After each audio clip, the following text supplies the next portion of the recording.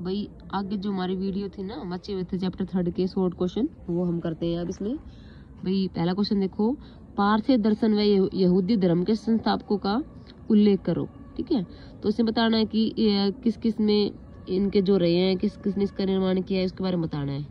तो फारसी धर्म देखो, पारसी धर्म संसार का प्राचीनतम दर्शन है।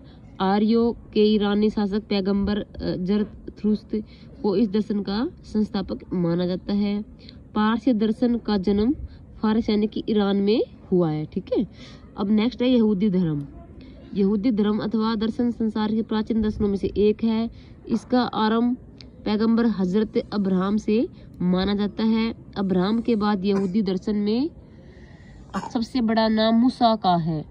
उसने पहले से ही चली आ रही यहूदी परंपरा को स्थगित किया, इसलिए मूसा को ही यहूदी धर्म का संस्थापक माना जाता है। अब क्वेश्चन नंबर 2 देखो, विश्व के 4 दर्शनों के नाम लिखो तथा वैदिक दर्शन की विशेषताओं का वर्णन करो। तो भाई जो मेन कौन कौन से दर्शन है ये बताने इसमें। तो फर्स्ट देखो वैदिक दर्शन, सेकंड है जैन दर्शन, थर्ड है बौद्ध दर्शन, और फोर्थ है पारसी, और 5वां क्या है यहूदी दर्शन। भाई इनकी विशेषताएं क्या थी ये बताना है। भाई सभी की विशेषताएं क्या थी, इक्वल सी समान ही थी। भाई इसमें नैतिकता जो है उस पर आधारित बात बताई गई है। भाई क्या सही हमारे लिए क्या गलत है ये बताया इसमें।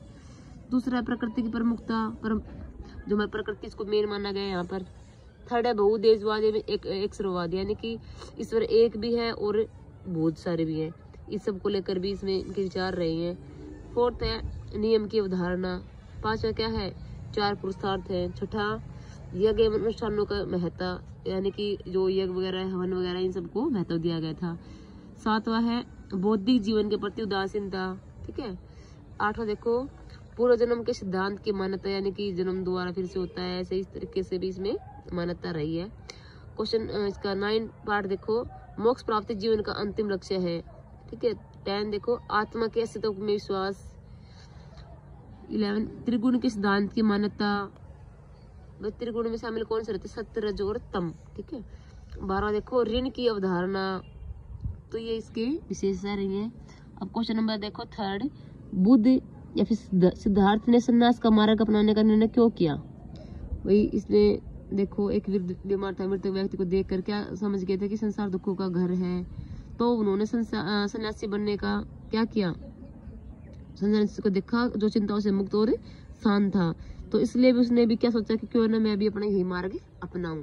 ठीक है, अब क्वेश्चन 4 देखो, गौतम बुद्ध के 10 नैतिक आचरण कौन कौन से थे। तो भाई फर्स्ट देखो अहिंसा, सत्य, असत्य, अपरिग्रह, ब्रह्मचर्य, ऐसे भोजन न करना, नृत्य ज्ञान का त्याग, सुगंधित पदार्थों का त्याग, कोमल शस्य का प्रयोग न करना, कामिनी कंचन से दूर रहना। क्वेश्चन 5 देखो, जैन धर्म की महत्वपूर्ण शिक्षाओं का संक्षेप में वर्णन कीजिए। इनकी जो शिक्षाएं है उनका वर्णन से इस प्रकार है। ठीक है, देखो यहाँ पे देखो, जैन धर्म की सबसे महत्वपूर्ण अवधारणा यह है कि सारा संसार सजीव है। यह माना जाता है कि पत्थर, चट्टान और जल में भी जीवन होता है। जीवों के प्रति अहिंसा, विशेषकर मनुष्यों, जानवरों, पेड़ पौधों और कीड़ों मकोड़ों को न मारना जैन दर्शन का प्रमुख केंद्र बिंदु रहा है। थर्ड देखो, जैन धर्म के अनुसार जन्म और पुनर्जन्म का चक्कर कर्म के द्वारा निर्धारित होता है। जो अच्छा काम करेगा उसको मुक्ति मिल जाती है, जो अच्छे काम नहीं करता तो उसको जो आगे और जो है उसका जन्म जो है होते रहते हैं। ठीक है, और 4 देखो, जैन साधु साधी 5 व्रत करते थे। हत्या न करना, चोरी न करना, झूठ न बोलना, ब्रह्मचर्य का पालन करना, धन संग्रह न करना। ठीक है, अब क्वेश्चन 6 देखो, बौद्ध धर्म की शिक्षाओं का संक्षिप्त वर्णन कीजिए।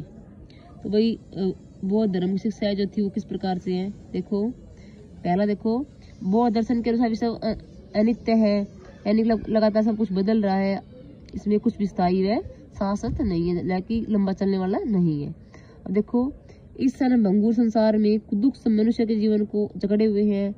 घोर तपस्या और इच्छा शक्ति के बीच मध्यम मार्ग अपनाकर मनुष्य संसार के दुखों से मुक्ति पा सकता है। थर्ड देखो, बौद्ध धर्म परमात्मा के अस्तित्व के बारे में मौन था। बुद्ध का मानना था कि समाज का निर्माण मनुष्य ने किया था, न कि ईश्वर ने, इसलिए उन्होंने राजाओं और गृहपतियों को दयावान और आचारवान बनाने की सलाह दी। बुद्ध के अनुसार व्यक्तिगत प्रयास से सामाजिक परिवेश को बदला जा सकता है। 5वां देखो, बुद्ध ने जन्म मृत्यु के चक्कर से मुक्त किया, आत्मज्ञान और निर्वाण के लिए सम्यक कर्म पर बल दिया। छठा देखो, बौद्ध परंपरा के अनुसार अपने शिष्यों के लिए बुद्ध का अंतिम निर्देश यह है कि तुम सब अपने लिए स्वयं ही ज्योति बनो, क्योंकि तुम्हें स्वयं ही अपनी मुक्ति का मार्ग ढूंढना है। ठीक है, जो नेक्स्ट क्वेश्चन है वही करते हैं नेक्स्ट वीडियो में। तो आज की वीडियो में इतना ही, मिलते हैं अगली वीडियो में। ओके।